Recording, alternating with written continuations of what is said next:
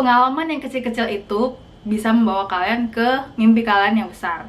Hi guys, my name is Aki and welcome back to my channel. Annyeonghaseyo, Akimita.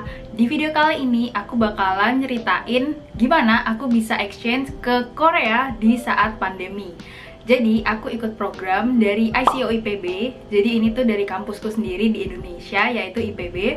Jadi IPB itu punya banyak banget kerjasama dengan kampus di luar negeri. Nah, salah satunya itu adalah Cheonnam National University, atau di bahasa Koreanya adalah Cheonnam Daehakgyo. Nah, di sini aku exchange selama spring 2021, jadi selama musim semi, jadi 1 semester, dan aku bakalan pulang itu Juni 2021. Nah, aku bakalan ceritain gimana aku bisa dapet si exchange ini. Jadi ceritanya itu aku nggak tahu kalau misal ada exchange ini karena waktu itu semester 7 kan. Dan aku sebenarnya belum terlalu ada plan untuk semester 8 itu aku gimana skripsinya dan segala macemnya. Terus habis itu ada adik tingkat aku yang ngechat. Dia bilang, "Kak, kan dulu pernah exchange nih ke Jerman, coba kasih tahu dong gimana tips dan triksnya," gitu. Terus aku tanya, "Emang kamu mau ikut apa?" gitu. Terus dia ngasih tahu kalau misal ada exchange ini ke Cheonnam National University dari ICO IPB. Nah, adik tingkatku ini ada 2, dia dua-duanya mau ikut. Terus aku kayak, apa aku sekalian ikut ya? Tapi aku kayak setengah iya setengah enggak gitu. Karena sebelumnya aku kan orangnya kan suka ngeplan banget ya, dan ini tuh belum termasuk dalam plan aku gitu. Nah, terus temanku, adik kelasku ini, dia bilang, "Ikut aja Kak, nggak apa-apa," gitu. Terus aku merasa kayak, kalau misalnya aku ikut, kan nanti saingannya semakin banyak ya. Jadi aku juga nggak enak gitu sama mereka, tapi karena aku pengen, jadi ya udah. Akhirnya kita bertiga daftar semua, terus cari-cari informasinya tentang si Cheonnam National University ini, terus kita baca-baca dari brosurnya juga. Terus akhirnya mereka berdua ini udah mateng nih ikut. Terus akunya sendiri itu nggak mateng buat ikut karena aku lihat ternyata itu belum tentu dapat beasiswa. Jadi kayak antara kamu diterima itu bakalan dapat beasiswa sama nggak dapat beasiswa. Nah, kalau misal nggak dapat beasiswa itu bakalan habisnya banyak banget. Kayak kemarin pas aku ke Jerman itu sebenarnya habisnya banyak banget. Meskipun kita nggak bayar kuliah, kita bayar SPP di IPB aja, dan itu pun juga udah dipotong 20%. Jadi 20%, bukan dipotong 20% ya. Jadi 20%. Jadi dipotongnya 80%. Kan udah lumayan banget tuh dipotong segitu. Tapi kan dulu pas di Jerman aku harus bayar biaya living cost kan. Meskipun aku nggak bayar perkuliahan di sana atau misal buku-buku di sana, tapi living cost di Jerman tuh mahal banget. Kayak satu rumah itu kalau sendiri bisa 5 jutaan, terus kalau misalnya berdua bisa 10 jutaan gitu deh pokoknya. Nah, di sini itu karena belum tentu ada beasiswa, aku nanti dapat uang dari mana? Soalnya mamaku sendiri bilang kalau misal mau exchange itu kalau bisa dapat beasiswa kan. Nah, di situ aku jadi kayak galau ikut apa enggak. Terus akhirnya aku hampir nggak jadi ikut. Sumpah itu hampir nggak jadi ikut guys. Tapi terus akhirnya aku meyakinkan diriku sendiri buat ikut, berdoa, bismillah. Terus akhirnya aku daftar nih, sama adik tingkatku juga daftar. Terus akhirnya aku lolos ke tahap yang wawancara. Jadi ya tahap yang pertama itu ada berkas. Di tahap berkas ini aku perlu ngelampirin paspor, CV, study plan, rapot bahasa Inggris, foto background putih yang terbaru 3 bulan terakhir. Terus ada TOEFL ITP, tapi TOEFL ITP ini atau TOEFL apapun itu, yang penting dia berstandar internasional, itu opsional ya. Jadi kalian bisa masukin atau enggak itu terserah. Kalau paspor itu di situ kalian kan harus daftarin paspor. Kalian harus melampirkan paspor. Berarti sebelum itu kalian harus udah bikin paspor. Misal nih kalian kepikiran kalau misal aku kuliah, aku harus ikut exchange gitu. Tapi kalian dari sekarang harus udah bikin paspor. Kenapa? Karena biasanya itu exchange atau apapun itu program kadang mengharuskan daftar doang itu harus udah ada paspor gitu. Nah, jadinya kalau misal kalian pengen daftar baru bikin paspor itu udah telat. Jadi saran aku, kalau misal kalian punya kepikiran untuk ikut exchange, meskipun itu nggak tahu masih 1 tahun, 2 tahun, atau 3 tahun ke depan, kalian harus bikin paspornya sekarang. Kalau misal kalian tanya, emang bisa bikin paspor di masa pandemi? Bisa guys, dan malah sepi banget kantor imigrasinya. Kemarin aku itu dateng dan itu bener-bener sepi. Mungkin ada beberapa orang yang satu grup itu emang kerja, jadinya kerja di luar negeri, makanya rame gitu. Tapi aku datang lagi ke sana bener-bener nggak ada orang gitu, kayak cuman aku doang. Kayak gitu. Jadi bisa ya kalian kalau misal mau bikin paspor, bikin aja sekarang. Oke? Lagian juga paspor itu berlakunya 5 tahun kan. Jadi kalau misal kalian mau berangkat dalam range 4 tahunan gitu, itu masih bisa kepake. Nah, terus habis itu CV. Nah, untuk CV ini aku sebenarnya nggak bisa ngasih tips and tricks karena CV ku itu termasuk ada jelek gitu. Maksudnya bukan isinya yang jelek, tapi bentuknya, bentuk CV-nya. Kalian tahu kan kalau misalnya CV-nya orang-orang tuh biasanya kayak keren-keren banget, kayak desainnya gitu, dan desainku tuh bener-bener polos. Jadi aku nggak bakal ngasih tips and tricks gitu karena CV ku juga isinya itu nggak terlalu banyak guys. Mungkin aku cuman apa ya, SMA aku nggak pernah ikut apa-apa. Terus habis itu kuliah aku cuman ikut BEM, cuman 1 periode. Terus mungkin iya aku ikut exchange 2 kali sebelumnya ini. Jadi exchange yang ke Sri Lanka sama yang ke Jerman. Kalian bisa cek videonya di channel aku di bawah banget. Jadi itu ada video aku pengalaman exchange di Sri Lanka sama yang satunya exchange di Jerman. Nah, mungkin karena pengalaman itu kemungkinan jadi pertimbangan mereka untuk milih aku. Tapi aku juga nggak tahu ya. Menurut aku, semakin kalian tuh punya banyak pengalaman yang linier, itu pasti memudahkan kalian untuk kesana. Misal nih, kalian pengen jadi BMKM, sebelumnya kalian itu ikut BEM gitu, jadi kalian pasti lebih gampang untuk masuk BMKM gitu kan. Nah, sama kayak aku pengen exchange ke sini. Sebelumnya aku udah pernah exchange yang kecil-kecil gitu misal. Nah, di sini akhirnya aku bisa dapet beasiswa gitu. Nah, menurut aku apa ya, pengalaman yang kecil-kecil itu bisa membawa kalian ke mimpi kalian yang besar gitu guys. Oke, kita lanjut ya. Jadi setelah paspor, CV, habis itu study plan. Nah, study plan ini aku dapet contoh dari kakak tingkat aku. Sebenarnya isinya simple. Istilahnya kayak, kenapa sih kamu tuh mau ke Korea? Kan ini ceritanya Korea ya. Kenapa sih kamu tuh pengen ke Korea? Terus kenapa harus Chonam National University? Terus kalau kamu di sini kamu mau ngambil mata kuliah apa dan kenapa gitu kan? Kayak kalau misal kalian pengen dapat beasiswa, kalian tuh harus jelas gitu. Kenapa sih kesini? Maksudnya bukan buat main-main gitu, tapi emang beneran buat belajar. Nah, meskipun kalian tujuannya di sini tuh emang pengen jalan-jalan kayak aku, kalian harus tetap serius belajar dan bener-bener milih kenapa sih mata kuliah ini, apa hubungannya dengan masa depan kalian gitu. Nah, misal aku milih salah satunya adalah pelajaran tentang bisnis gitu, karena aku kedepannya mau berbisnis. Nah, itu kan linear ya. Atau mungkin aku mau ngambil bahasa Korea karena aku nanti bisnisnya mau berhubungan dengan bahasa Korea, itu kan masih nyambung. Nah, pokoknya kayak gitu. Jadi study plan itu sebenarnya kalian bisa cari-cari di internet kayak referensinya gitu, terus kalian bikin sendiri. Terus selanjutnya ada rapot bahasa Inggris. Bukan rapot sih, transkrip nilai. Ya, kalau misal di kuliah namanya transkrip nilai. Nah, transkrip nilai bahasa Inggris ini kalian bisa minta ke kampus kalian. Jadi kalau misal kita ujian biasanya itu kan dapat transkrip nilai bahasa Indonesia. Nah, untuk minta bahasa Inggris kalian harus kayak, kalau misal di IPB kalian bisa ke help center. Itu kalian bisa minta di situ. Tapi itu bakalan versi apa ya? Soft filenya gitu. Tapi kalau misalnya versi hard filenya harus ke kampusnya, dan aku tuh jauh banget sama Bogor. Jadi kan IPB itu di Bogor, sedangkan aku tuh di Kediri karena aku pulang kampung kan. Jadi aku bersyukur banget punya 2 temen ini dari Bogor yang juga sama-sama daftar ke Chonam National University. Jadi aku bisa minta tolong ke mereka, sama mereka baik banget. Kalian harus cek. Jadi temanku yang pertama ini namanya Bening.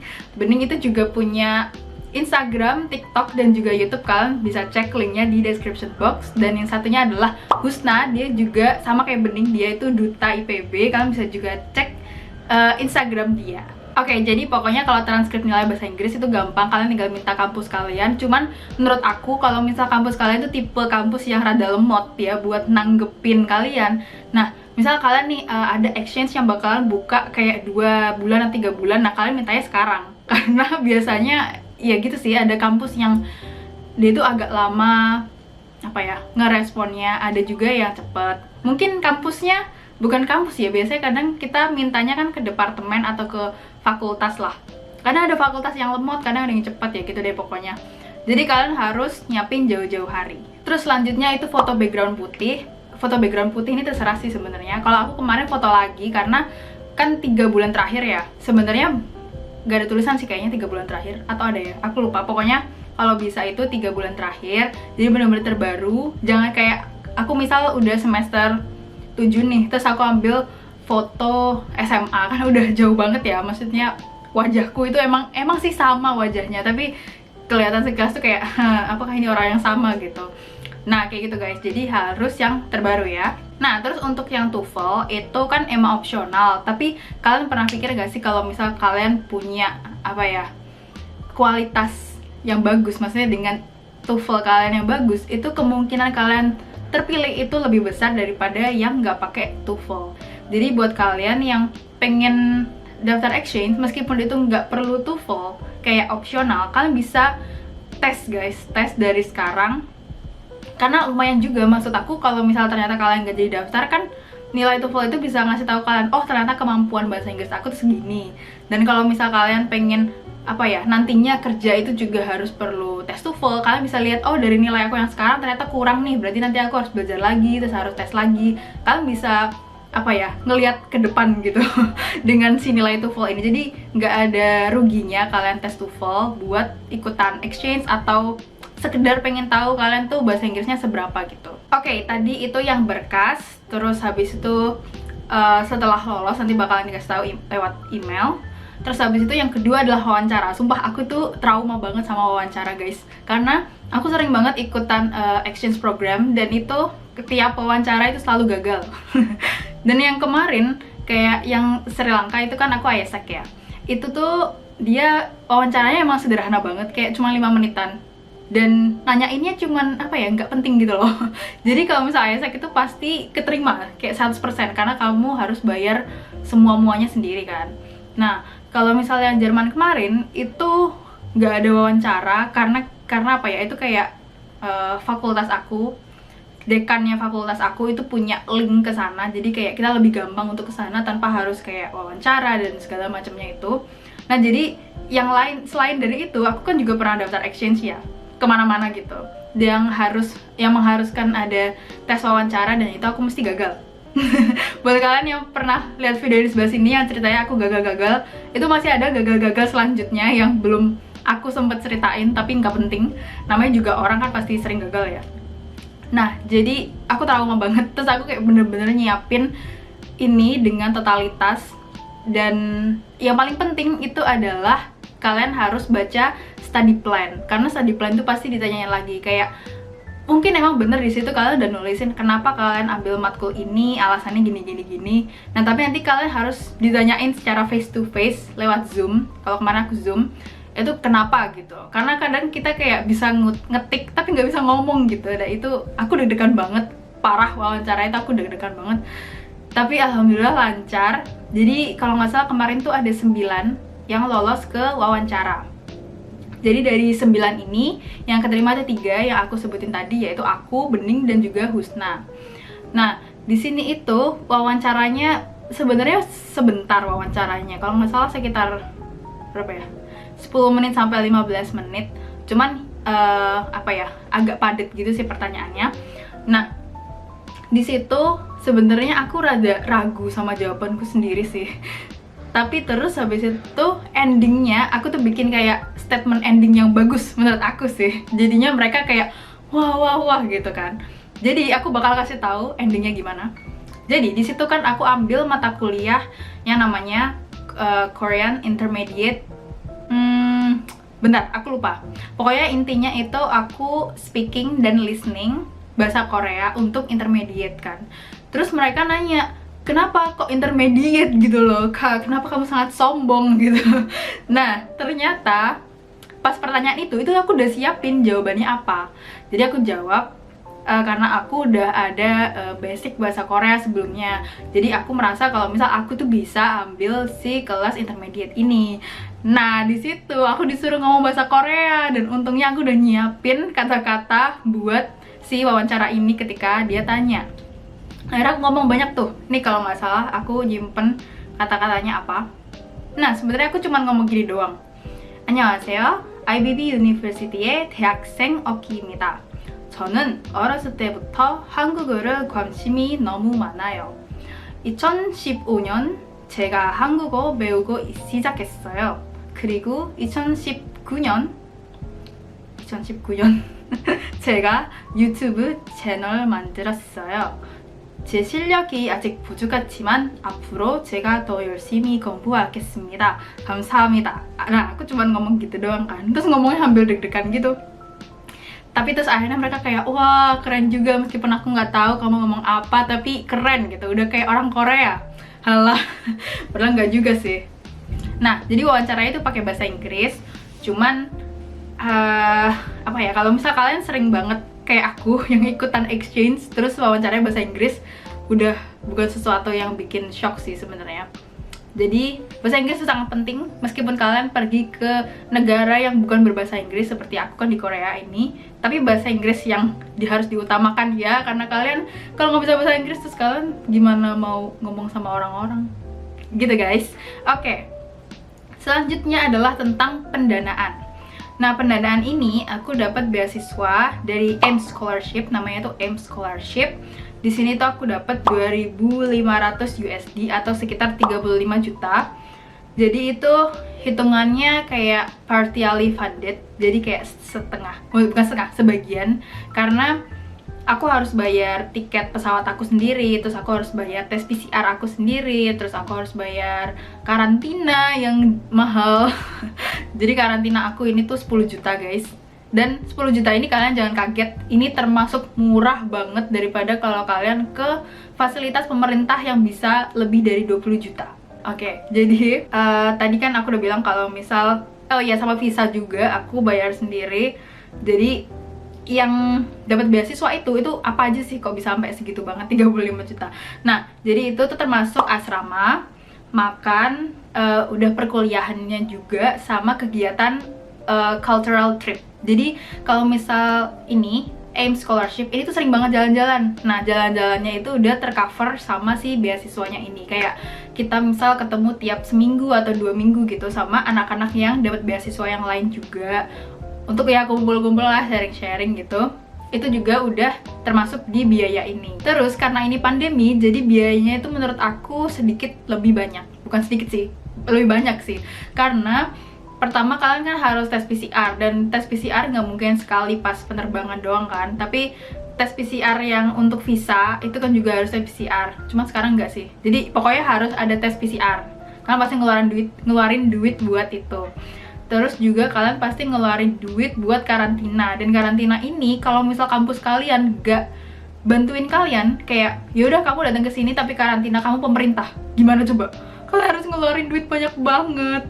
Nah, aku sangat beruntung banget dan bersyukur banget di Chonam National University karena dia ngasih fasilitas karantina di kampus. Jadi ini aku di kampus ini kan, kalian bisa lihat kalau ini tuh sebenarnya adalah dormnya CNU, dormnya Chonam National University. Jadi ini tuh cuman kayak dimodifikasi doang gitu loh sama mereka buat karantina, makanya harganya bisa setengah gitu. Nah, kalau misal temen aku ada yang dia tuh kasusnya bukan di fasilitas pemerintah, tapi juga bukan di fasilitas kampus. Jadi kayak kampusnya itu bekerja sama dengan kayak tempat fasilitas karantina gitu. Jadi harganya di antara, jadi misal pemerintah segini, terus aku segini, yang fasilitas kampus dia tuh kayak di tengah-tengahnya gitu. Jadi masih mending lah daripada yang di pemerintah. Biasanya tuh yang di pemerintah kalau misal apa ya, datang untuk kegiatannya bukan kampus sih, menurut aku kayak bisnis mungkin kayak gitu. Kalau misal kunjungan keluarga sih sebenarnya dia bisa self quarantine di apa namanya, rumah sendiri. Misal kalian datang ke sini tapi ada keluarga, nah kalian bisa karantina sendiri di rumah keluarga itu, jadi di kamar kalian gitulah selama 14 hari gitu. Kayak gitu sih. Jadi tergantung sebenarnya untuk yang karantina ini, karena ini masa-masa yang sulit, masa-masa pandemi, jadi ya gitu deh, lebih ada effort gitu untuk exchange. Oh ya, untuk pendanaan yang lain, kan aku tadi udah di cover tuh 35 juta, tapi kan aku juga harus ngeluarin duit yang lain kayak pesawat dan kawan-kawannya itu. Nah, itu aku dapat uangnya dari mana? Kalau misal teman aku yang namanya Bening dan Husna, dia itu ada pendanaan yang lain. Jadi di IPB kan juga ada beasiswa-beasiswa yang lain yang juga bisa kita ikutin, atau sumber pendanaan yang lain. Nah, kalian bisa kalau tanya-tanya ke mereka ya, atau DM, atau cek YouTube mereka. YouTube-nya Bening yang punya YouTube. Semoga Husna bikin YouTube juga. Jadi kalian bisa tanya ke mereka karena mereka lebih paham tentang beasiswa-beasiswa yang lain, pendanaan yang lain. Jadi keluar duitnya tuh nggak banyak-banyak. Oke, sekian cerita exchange aku guys. Semoga bermanfaat buat kalian. Dan buat kalian yang pengen banget exchange, aku doain semoga kalian bisa dapat beasiswa, jadi bisa meringankan beban orang tua. Dan juga buat kalian yang mau pengen ke Korea, aku juga doain kalian. Pokoknya kalian kesini itu kalau bisa jangan jalan-jalan ya, karena belum bisa visa jalan-jalan Korea, belum bisa. Jadi aku tetap doain gimana pun jalannya kalian bisa ke Korea, meskipun masa-masanya masih sulit seperti ini. Jadi gitu aja. Aku bingung endingnya gimana. Okay guys, hope you have a great day and a great week, and don't forget to fight for your dreams. Annyeong.